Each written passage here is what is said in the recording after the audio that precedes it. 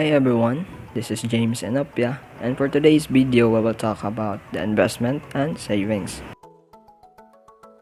First, let us talk about the investment. So what is an investment?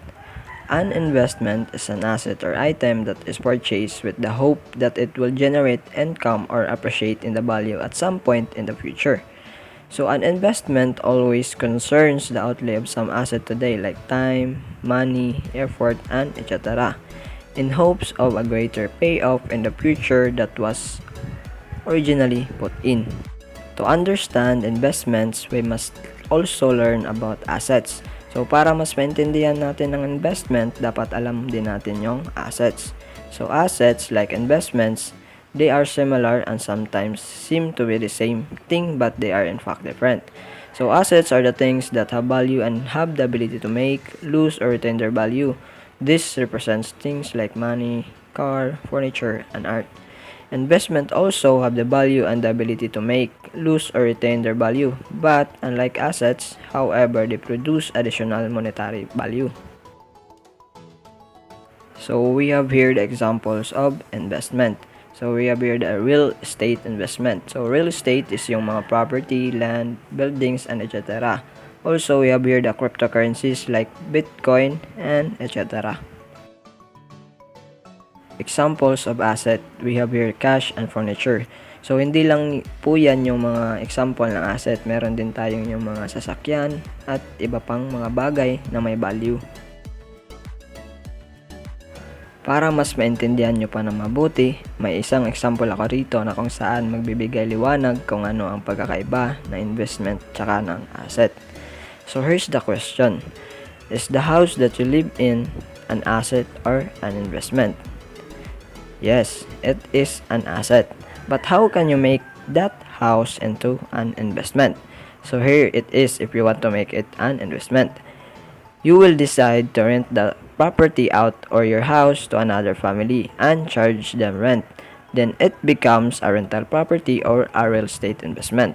So please do remember that assets like investments can have their value change over time but only when the asset creates additional monetary worth outside of the hard asset and thus it becomes an investment.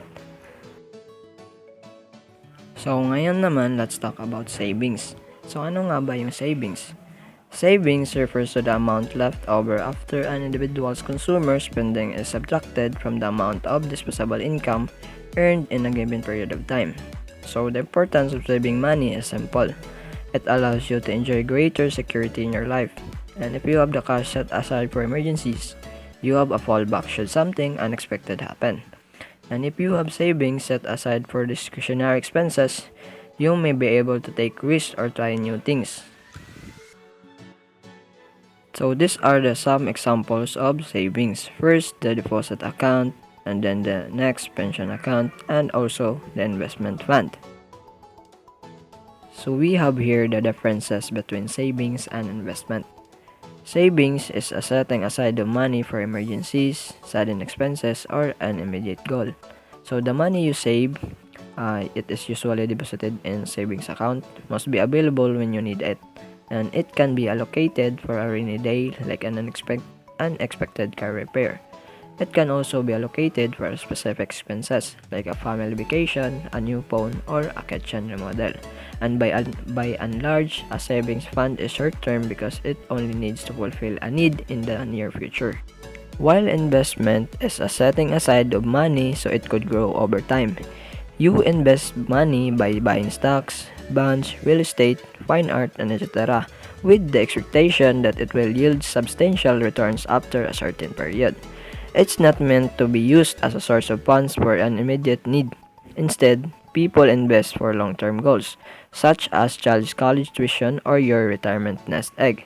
As such, people leave their investment alone. They let the money sit and grow until it reaches a desired amount, enough to fund a major life goal. So when you save, your goal is to have a safety net in case of unforeseen events. When you invest, your goal is to generate wealth. These conditions determine the risks associated with each. So ayun lamang po no para sa investment and savings. So I hope may natutunan kayo kahit onte sa ginawa kong video na ito. At maraming salamat sa binigay niyong oras upang panoorin yung video ko. So thank you po and God bless.